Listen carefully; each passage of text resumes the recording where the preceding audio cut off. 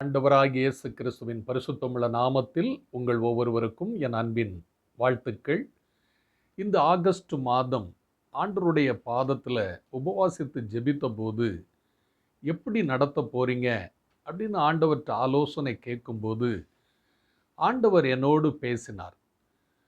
சங்கீதம் 16ஆம் அதிகாரம் 7ஆம் வசனம், எனக்கு ஆலோசனை தந்த என் ஆண்டவரை ஸ்தோத்தரிப்பேன் என்று வேதம் சொல்லுகிறது. பிரியமான என் அன்பு சகோதர சகோதரிகளே, உங்களுக்கும் எனக்கும் இந்த கடைசி நாட்களில் நல் ஆலோசனை அவசியம்.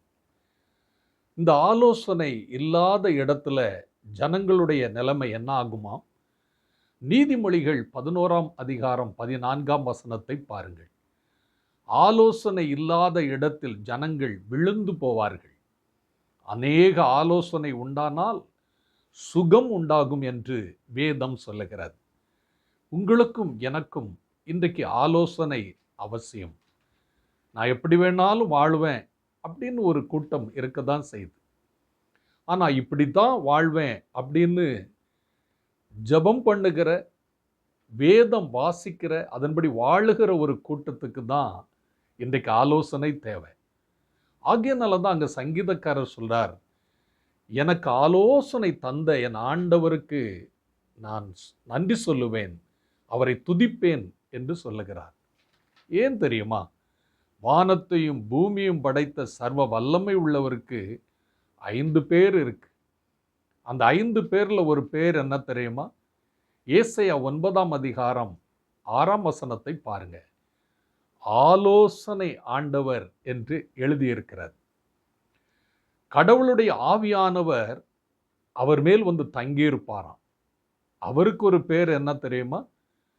ஏசாயா 11ஆம் அதிகாரம் 2ஆம் வசனம், ஆலோசனையும் பலனும் தரும் ஆவி என்று எழுதியிருக்கிறது. பிரியமான என் அன்பு சகோதர சகோதரிகளே, இந்த கடைசி காலத்தில் உங்களுக்கும் எனக்கும் ரொம்ப அவசியமான ஒன்று ஆலோசனை. இந்த ஆலோசனை எவ்வளவு நாட்கள் தேவை நமக்கு? எவ்வளவு காலங்கள் நமக்கு தேவை? சங்கீதம் 73:24 பாருங்கள். எனக்கு ஆலோசனை கொடுத்த என் ஆண்டவருக்கு நன்றி சொல்லுவது மட்டுமல்ல, என் மரண பரியந்தம் நான் மகிமைக்கு வருகிற வரையிலும் இந்த ஆலோசனை எனக்கு தேவை என்று சங்கீதக்காரன் சொல்லுகிறார். பாருங்க, உயிருள்ள வரையிலும், நாம் ஆண்டவரிடத்துல போகிற வரையிலும் அந்த ஆலோசனை நமக்கு ரொம்ப அவசியம். ஆகையினால் இதை கேட்டுக்கொண்டிருக்கிற அருமையான சகோதர சகோதரிகளே, நீங்களும் நானும் நமக்கு ஆலோசனை கொடுக்கிற ஆண்டவருக்கு நன்றி சொல்லணும். ஒவ்வொரு நாளும் நீங்களும் நானும் ஆண்டவர்கிட்ட நம்ம ஆலோசனை கேட்க வேண்டும். அவர் ஆலோசனை கொடுக்க இன்றைக்கும் உயிரோடு இருக்கிறார். அவர் எப்படி இருக்கிறார்? எப்படியெல்லாம் நம்மளோட இருந்து ஆண்டவர் ஆலோசனை கொடுப்பார்? பைபிள் சொல்லுகிறது. யோவான் 16ஆம் அதிகாரம் 13ஆம் வசனத்தை பாருங்க. பரிசுத்த ஆவியானவர் நமக்குள் வரும்பொழுது சகல சத்தியத்திற்குள்ளும் நம்மை நடத்துகிறார், வரும் காரியங்களை நமக்கு அறிவிப்பாராம். எத்தனை அருமையான காரியம் பாருங்க. நீங்களும் நானும் கடவுளுடைய பரிசுத்த ஆவியினால் நிரப்பப்படும் பொழுது முதலாவது வரும் காரியங்களை நமக்கு வெளிப்படுத்துகிறார். சகல சத்தியத்திற்குள்ளும், உண்மைக்குள்ளும், நல்ல நல்ல காரியங்களுக்குள்ளும் நம்மை நடத்துகிறவராய் இருக்கிறார். இதைத்தான் நீங்க அப்போஸ்தலர் பணி 20ஆம் அதிகாரம் 22-24 வரையிலும் வாசிக்கலாம். அங்கு ஆண்டவருடைய அப்போஸ்தலன், ஆண்டவருடைய ஊழியக்காரனை வரக்கூடிய பிரச்சனைகள், போராட்டங்கள், அவர் எப்படி கட்டப்பட போகிறார், ஆண்டவருக்காக கஷ்டப்பட போகிறார், உபத்திரப்படுகிறார் என்பதை பரிசுத்த ஆவியானவர் முன்கூட்டியே அறிவிக்கிறார். ஆனாலும் அங்கு ஆண்டவருடைய பக்தன் சொல்லுகிறார், நான் இறந்தாலும் பரவாயில்லை, எனக்கு என்ன நேரிட்டாலும் பரவாயில்லை, அதை சந்திக்க நான் தயார்னு பரிசுத்த ஆவியானவர் அவருடைய எதிர்கால வாழ்க்கையை வெளிப்படுத்தினால் கூட அதை தைரியமாய் எடுத்துக்கொண்டு முன் சென்றார். இன்றைக்கு உங்களுக்கும் எனக்கும் வரும் காரியங்களை அறிவிக்க, சகல உண்மைக்குள்ளும் நம்மளை நடத்த உண்மையுள்ள ஆவியானவர், பிதாவின் ஆவியானவர் நமக்குள் இருந்து தங்கி நடத்த வேண்டும் என்பது அவசியம். இரண்டாவது, இந்த ஆலோசனை உங்களுக்கும் எனக்கும் எப்படி வரும்? வேத வசனத்தின் மூலமாய் நமக்கு வரும். நீங்கள் 119 சங்கீதம் 105 வசனத்தை பாருங்க. அங்கு வேதம் சொல்லுகிறது, ஆண்டவருடைய வசனம் நம்முடைய பாதைக்கு தீபம், நம்முடைய கால்களுக்கு அது வெளிச்சமாய் இருக்கிறது என்று வேதம் சொல்லுகிறது. ஒரு மனிதனுடைய கரங்களில் இருட்டில் போகும்போது டார்ச் லைட் எவ்வளோ அவசியமோ, அதே போல இந்த இருள் நிறைந்த உலகத்தில், பொல்லாத ஜனங்கள் வாழுகிற இந்த வாழ்க்கையில், உலகத்தில் நாம் வெளிச்சத்தில் வாழ, தெளிவான பாதையில் நம்ம வாழ ஆண்டவருடைய வசனம் வழியாய் நம்மளோடு பேசுவாராம். பைபிள் வழியாய் ஆண்டவர் நம்மளோடு பேசுவாராம். ஆகையினால்தான் நீங்களும் நானும் பைபிள் வசனத்துக்கு முக்கியத்துவம் கொடுக்க வேண்டும். மூன்றாவது, ஆண்டவர் எந்த மனிதர்களை கொண்டு வேண்டுமானாலும் பேசுவார். ஆண்டவர் கட்டாயமாய் மனிதர்கள் வழியாய் பேசுவார், தீர்க்கதரிசிகள் வழியாய் பேசுவார், போதகர்கள் வழியாய் பேசுவார், சாதாரண சிறு பிள்ளைகள் வழியாக கூட ஆண்டவர் பேசுவார். இந்த மூன்றாவது காரியத்தை பழைய ஏற்பாட்டில் ஒரு சம்பவத்தோடு நான் உங்களுக்கு விளக்கி, உங்களுக்கு இந்த மாதம் முழுவதும் ஆண்டவர் நல்ல ஆலோசனை தந்து, நல்ல நல்ல காரியங்களை உங்கள் குடும்பத்தில், உங்கள் பிள்ளைகள் வாழ்க்கையில், உங்களுடைய வாழ்க்கையில் ஆண்டவர் ஆசீர்வாதமான காரியங்களை செய்யும்படி ஜெபிக்க போகிறேன். இந்த மூன்றாவது காரியம், மனிதர்கள் வழியாக ஆண்டவர் பேசுவார். அதுக்கு நல்ல உதாரணம் 2 ராஜாக்கள் 5ஆம் அதிகாரம். நீங்கள் 1 முதல் 15 வசனத்தை நீங்கள் படித்து பாருங்க. அங்கே ஒரு சம்பவம் இருக்குது. அதில் சீரியா தேசத்தில் பராக்கிரமமான ஒரு படை வீரர், அவர் பேர் நாகமான். இந்த நாகமானுக்கு குஷ்டரோகம் இருந்தது. இந்த குஷ்டரோகத்தை நீக்கிறதுக்கு இவங்க சீரியா தேசத்து இராணுவம் இஸ்ரேல் தேசத்துக்கு போயிருக்கும்போது அங்கே ஒரு சிறு பிள்ளையை, வாலிப பிள்ளைய கடத்தி கொண்டு வந்துடுறாங்க. அந்த பிள்ளை இப்போ சீரியா தேசத்தில், சீரியா அரண்மனையில் ராஜாவுக்கிட்ட அவர் மனைவிக்கு உடன் வேலைக்காரியாக இருக்கிறார். இஸ்ரேலின் பெண், சிறு பிள்ளை. அந்த பிள்ளை நாகமான் பெரிய பராக்கிரமசாலி, அவருக்கு வந்திருக்குது குஷ்டரோகம். இந்த குஷ்டரோகத்தை சரி பண்ண எங்கள் இஸ்ரேல் தேசத்தில் சமாரியாவில் இறைவாக்கினர், அதாவது தீர்க்கதரிசி இருக்கிறார். அவர்கிட்ட நீங்கள் போனீங்கன்னா சரியாயிடுன்னு ஒரு சிறு பிள்ளை சொல்லுகிறார். அடிமை பெண் சொல்லுகிறார். நாடு விட்டு நாடு கடத்தி கொண்டு வந்த அந்த அடிமை பெண் சொல்லுகிறார்.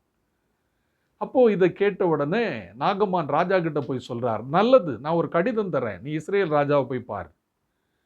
உடனே நாகமான் அந்த ராஜாக்கள் புஸ்தகத்தில் 5ஆம் அதிகாரம் 5ஆம் வசனத்தை நீங்கள் பார்த்தீங்கன்னா, அவர் எடுத்துகிட்டு போகிற கிஃப்ட் நீங்கள் பார்த்தீங்கன்னா ஆச்சரியமாக இருக்கும். அந்த கிஃப்டை நீங்கள் பாருங்கள். 10 தாலந்து வெள்ளி எடுத்துகிட்டு போகிறார். 10 தாலந்து வெள்ளி ஈக்குவல் டு 400 கிலோ சில்வர், வெள்ளி. 400 கிலோ வெள்ளி எடுத்துகிட்டு போகிறார். 6000 சேக்கல் எடுத்துகிட்டு போகிறார் பொன். 6000 சேக்கல் ஈக்குவல் டு 6000 பொற்காசுகள். நீங்கள் நல்லா பாருங்கள், ஒரு பொற்காசு அப்படிங்கிறது 1 பவுனா கூட இருக்கலாம். ஏன்னா சாதாரணமாக எடுத்துகிட்டு போக மாட்டாங்க, 1 கிராமெல்லாம் எடுத்துகிட்டு போக மாட்டாங்க. ஒரு பொற்காசு அப்படிங்கிறது 1 பவுன் வெயிட் இருக்கலாம், 8 கிராம். இன்றைக்கு 1 பவுன் ரேட் 1 லட்சம் ரூபாய். அன்றைக்கு இந்த நாகமான் எடுத்துகிட்டு போனது 6000 பொற்காசு சேக்கல். 6000 சேக்கல் இஸ் ஈக்குவல் டு 6000 பொற்காசுகள். 10 மாற்று உடை. 10 மாற்று உடை அப்படிங்கிறது 10 பட்டாடை. ஒரு பட்டாடை 1 லட்சம் ரூபாய்.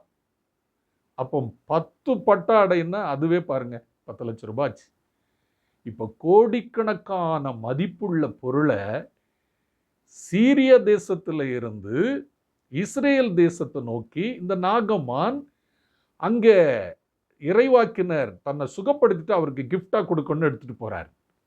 யோசித்து பாருங்க அருமையான பிரதர் சிஸ்டர், இதை கேட்டுக்கொண்டிருக்கிற நீங்களும் நானும் எவ்வளவு கையில பணம் இருந்தாலும் பொன் நகை இருந்தாலும் நம்மளை குணப்படுத்துறதுக்கு ஒரு மருத்துவரை தேடி ஓடினாலும் குணம் கிடைக்க மாட்டேங்குது. இந்த நாகமான் வெண்குஷ்டத்தோட இங்கே தமஸ்குல இருந்து சீரியா தேசத்துல இருந்து இப்ப சமாரியா நோக்கி போறார். ராஜா கொடுத்த லெட்டரை எடுத்துட்டு போய் அங்க ராஜாட்ட கொடுக்கிறாரு. ராஜா என்ன சொல்லார் தெரியுமா? நான்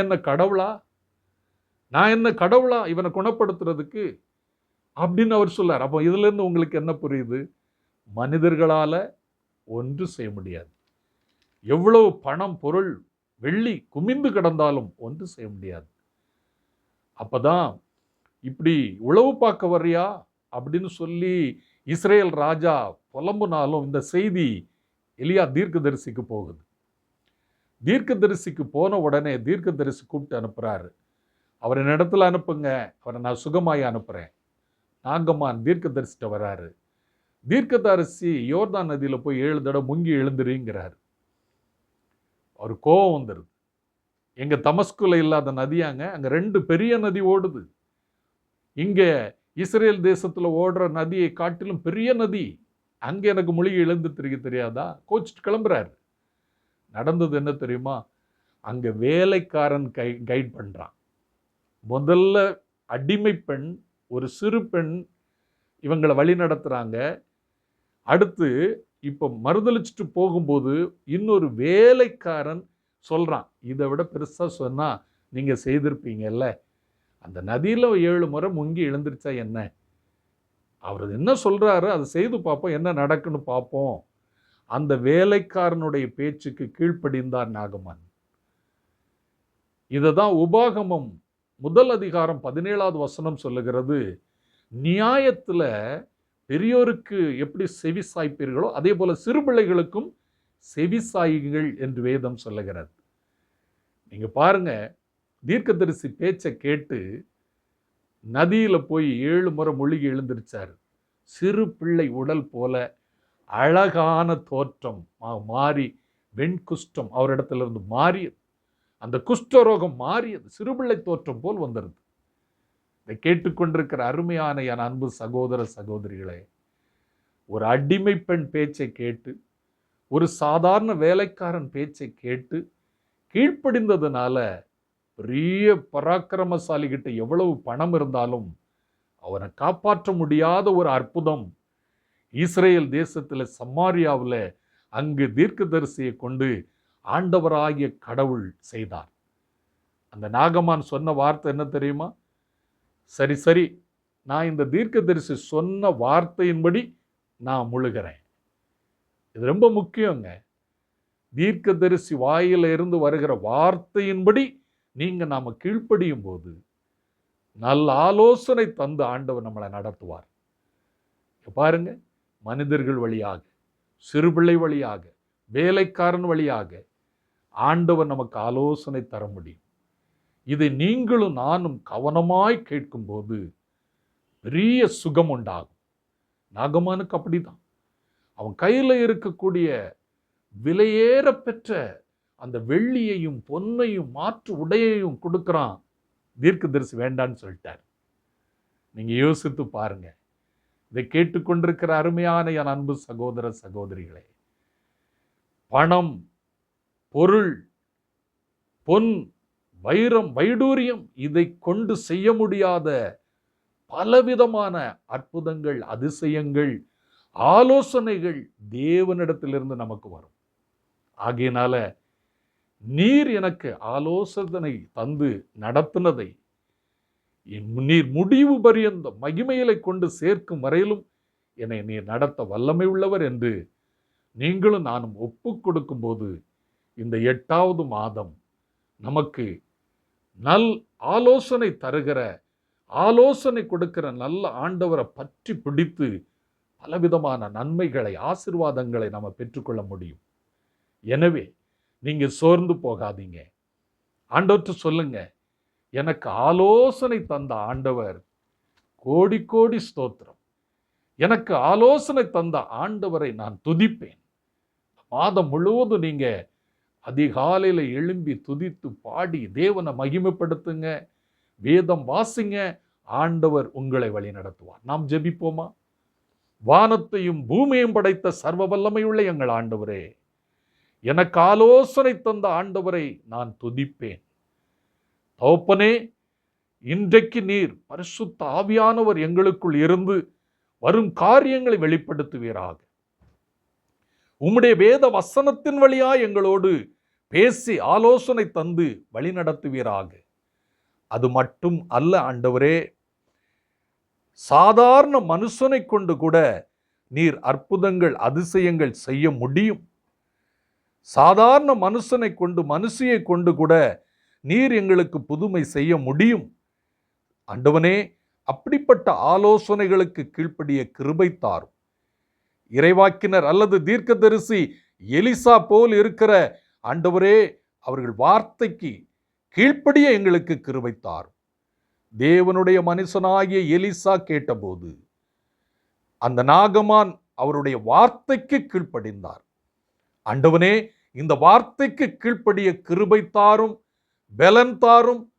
மகிமையிலே நீர் எங்களை சேர்க்கும் வரையிலும் நல் ஆலோசனை தந்து எங்களை இந்த 8வது மாதம் முழுவதும் கண்ணின் மணி போல பாதுகாத்து ஆலோசனை ஆண்டவர் ஆலோசனை கொடுத்து வழிநடத்த வேண்டுமென்று ஒவ்வொருவரையும் இயேசு கிறிஸ்துவின் நாமத்தில் ஆசீர்வதித்து ஜெபிக்கிறேன். ஜெபமே என் ஜீவன், ஜெபமே ஜெயம். இயேசுவின் நாமத்தில் சுவிசேஷமே என் பாரமாய் இருக்க வேண்டும் என்று யோவான் 3:30 என்னில் இயேசு உயர நான் குறைய இயேசுவின் நாமத்தில் வேண்டிக் கொள்ளுகிறேன் பிதாவே. ஆமென். God bless you.